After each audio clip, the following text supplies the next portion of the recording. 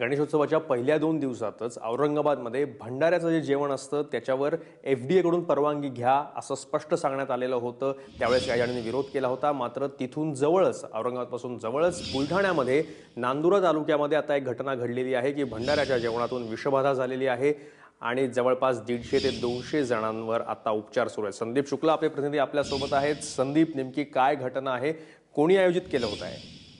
मयुरेश, बुलढाणा जिल्ह्याच्या नांदुरा तालुक्यातील नारायणपूर या गावामध्ये आज गणपतीच्या भंडाऱ्याचं आयोजन करण्यात आलं होतं आणि या भंडाऱ्यामध्ये पूर्ण गावातील 200 ते 300 जण आज त्या भंडाऱ्यामध्ये जेवले।